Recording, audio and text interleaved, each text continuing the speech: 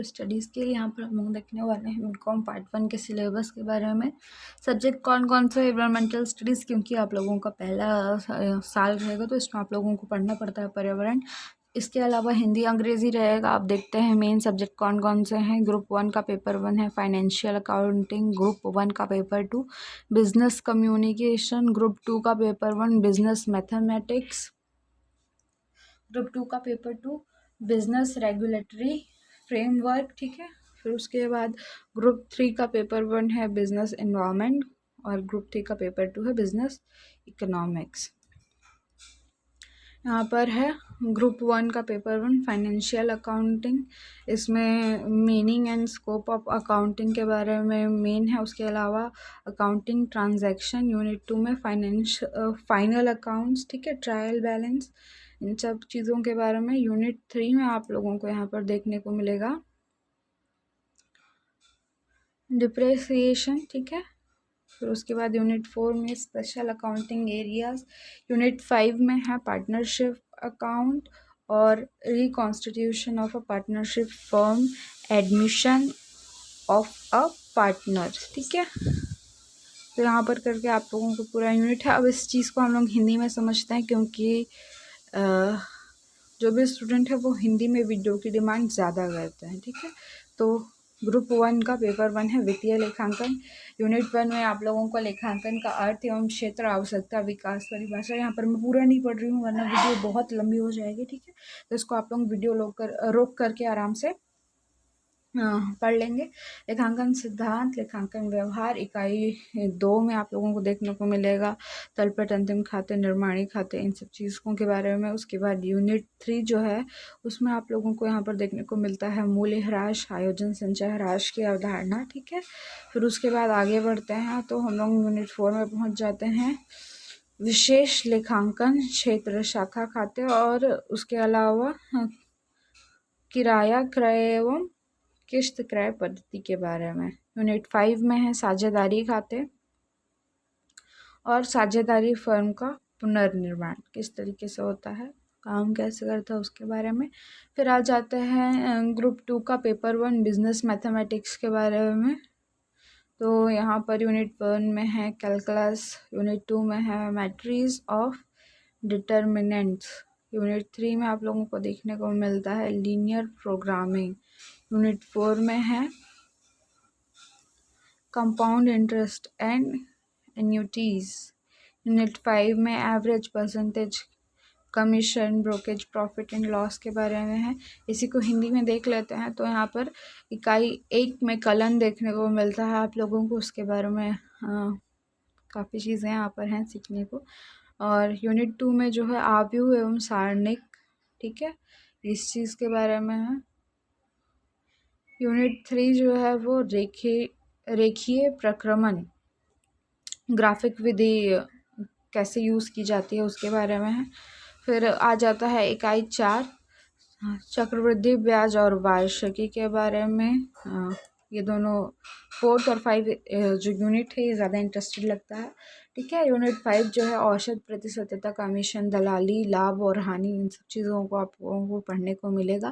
फिर उसके बाद देख लेते हैं ग्रुप 1 के पेपर 2 के बारे में, जो कि है बिजनेस कम्युनिकेशन का, ठीक है। तो यूनिट 1 में इंट्रोडक्शन बिजनेस कम्युनिकेशन, यूनिट 2 में आप लोगों को देखने को मिलता है कॉर्पोरेट कम्युनिकेशन, यूनिट 3 जो है वो राइटिंग स्किल के बारे में है, यूनिट 4 रिपोर्ट राइटिंग को लेकर है, यूनिट 5 में आप लोगों को देखने को मिलता है non verbal aspects of communicating, ठीक है, बॉडी लैंग्वेज और बाकी चीज़ों के बारे में।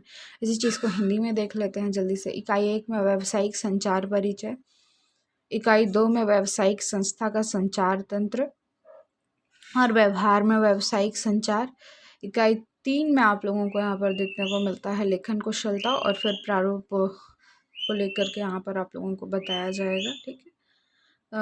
यूनिट 4 जो है रिपोर्ट लेखन को लेकर के है और प्रस्तुति, मौखिक प्रस्तुति को लेकर के है। यूनिट 5 में यहाँ पर अशाब्दिक संचार के पहलू और संचार के आधुनिक रूप, अंतर्राष्ट्रीय संचार के बारे में, ये 3 मेन टॉपिक्स हैं यूनिट 5 के अंदर।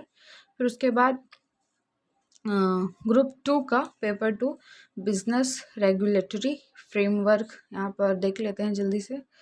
फिर इसमें है unit 1 law of contract 1872, unit 2 में स्पेशल कॉन्ट्रैक्ट्स, यूनिट 3 में sale of goods act 1930, unit 4 में नेगोशिएबल इंस्ट्रूमेंट एक्ट 1881, यूनिट 5 में है the consumer protection act 1986,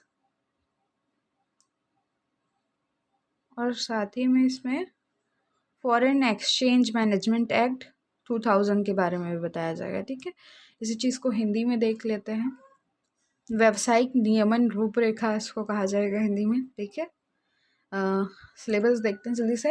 unit 1 इकाई 1 में भारतीय अनुबंध अधिनियम 1872, यहाँ पर की प्रकृति, वर्गीकरण, प्रस्ताव क्या था, स्वीकृति, इन सब चीज़ों के बारे में बताया जाएगा। इकाई 2 जो है विशिष्ट अनुबंध, क्षतिपूर्ति, प्रतिभूति, निक्षेप, गिरवी अनुबंध, एजेंसी, इन सब चीज़ों के बारे में रहेगा।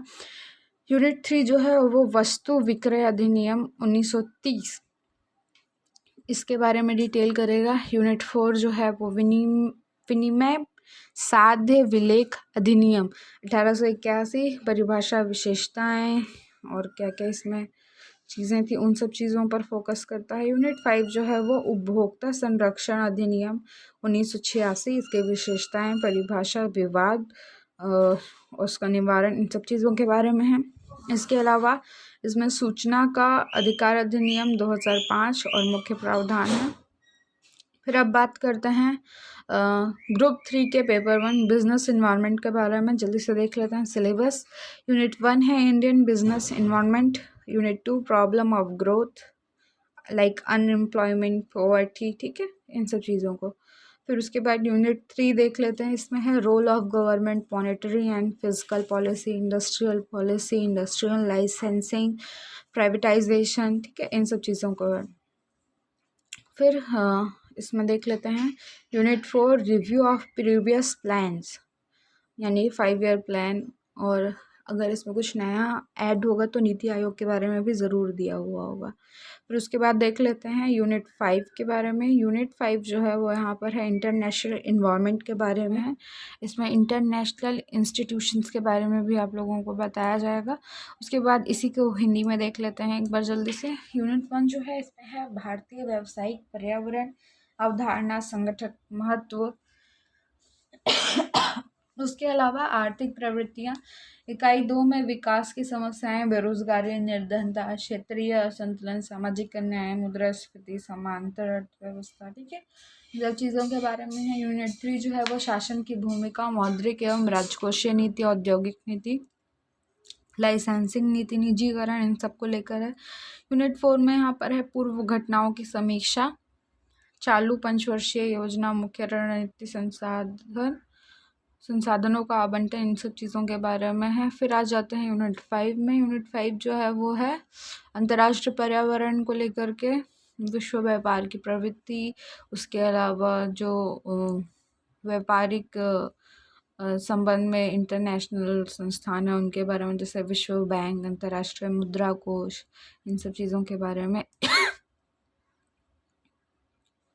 फिर आगे बढ़ते हैं ग्रुप 3 के पेपर 2 की तरफ, जो कि है बिजनेस इकोनॉमिक्स का।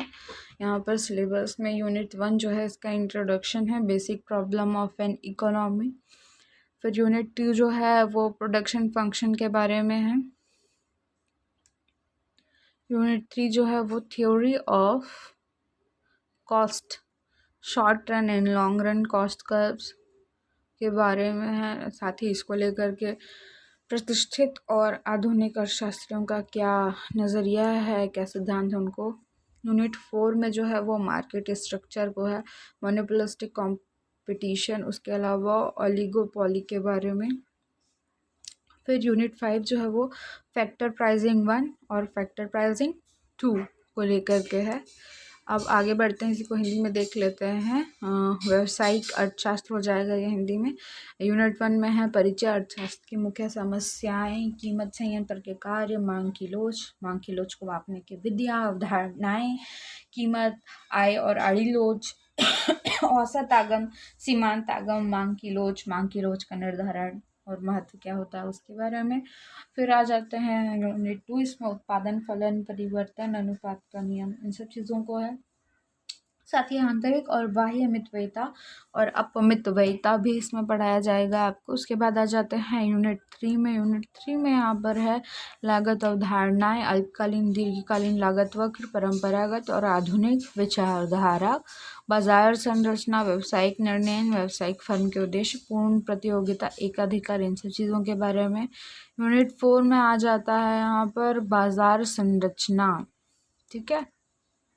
यहाँ पर एकाधिकृत प्रतियोगिता के बारे में और उसके अलावा अल्पाधिकार में क्या चीज़ें होती हैं, उसकी विशेषताएं क्या होती हैं, उसका मॉडल, इन सब चीज़ों के बारे में यहाँ पर आप लोगों को बताया जाना है।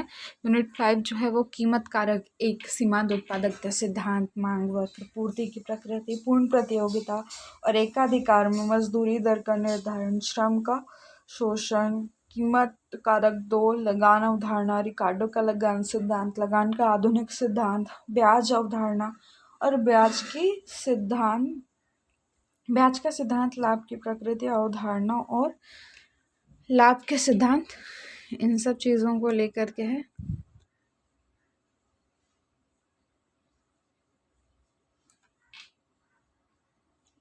इसके अलावा यहाँ पर आप लोगों को कंप्यूटर एप्लीकेशंस के बारे में पढ़ाने के लिए भी नया सिलेबस जोड़ा गया है। अभी ये कहाँ कहाँ पर पढ़ाया जा रहा है इसके बारे में मुझे यहाँ पर पूर्ण जानकारी नहीं है। इसके लिए आप अपने कॉलेज को संपर्क कर लें। अगर ये हो रहा है, पढ़ाया जा रहा है, तो फिर यहाँ पर मैं उसका सिलेबस भी आप लोगों के साथ बता दे रही हूँ। जैसे फर्स्ट ईयर में जो 2 पेपर है, उसमें पहला पेपर है computer fundamentals and office automation. उसके अलावा जो पेपर 2 है वो है कंप्यूटराइज्ड फाइनेंशियल अकाउंटिंग, और इसमें प्रैक्टिकल भी जो है वो भी सम्मिलित है, ठीक है। अभी तीनों ईयर में ही इसको जोड़ने का प्रावधान जो है वो नए सिरे से किया गया था, लेकिन मुझे नहीं पता है कि अभी कहाँ कहाँ रनिंग है, तो उसको आप लोग एक बार चेकआउट कर दें। और ये रहा इसका सिलेबस। यहाँ पर हम लोग कंप्यूटर फंडामेंटल के बारे में देखने वाले हैं, जिसमें पहला है इंट्रोडक्शन ऑफ कंप्यूटर। यूनिट 2 में कंप्यूटर पेरिफ्रेजल्स है, introduction to input device. Unit 3 में बेसिक कंपोनेंट एंड स्टोरेज है। यूनिट 4 जो है वो कंप्यूटर सॉफ्टवेयर और लैंग्वेज को लेकर के है, सिस्टम सॉफ्टवेयर, इन सब चीज़ों को इसमें पढ़ाया जाएगा। यूनिट 5 जो है वो है introduction of MS DOS and Windows के बारे में है, ठीक है। फिर उसके बाद यहाँ पर इसका पेपर 2 जो है उसको देख लेते हैं।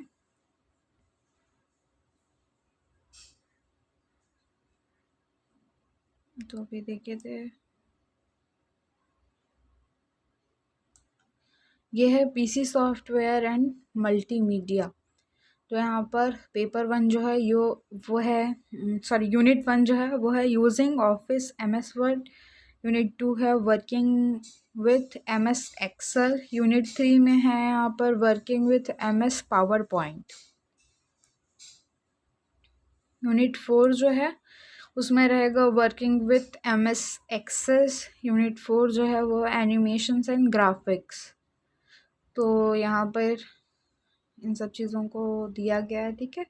ये आपके यहाँ पर जो मैंने बताया है उन्हीं पेपर्स के नए नाम यहाँ पर जो है, ठीक है। ये है कंप्यूटर फंडामेंटल, जिसका हम लोगों ने अभी सिलेबस देखा।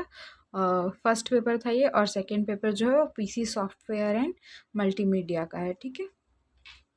तो यहाँ पर हम लोगों का BCom फर्स्ट ईयर का सिलेबस कंप्लीट हो जाता है। और अगर आप इसका PDF देखना चाहते हैं तो जल्दी से टेलीग्राम पर जाएं और वहाँ सर्च करें स्टडी स्केल को। जैसे हमारा चैनल आपको मिले, आप तुरंत उस चैनल से जुड़ जाएं, क्योंकि वहाँ पर मैं इस PDF को बहुत जल्दी अपलोड करने वाली हूँ, तो वो आप लोगों को देखने को मिलेगा। मिलते हैं अगले वीडियो में, तब तक के लिए धन्यवाद।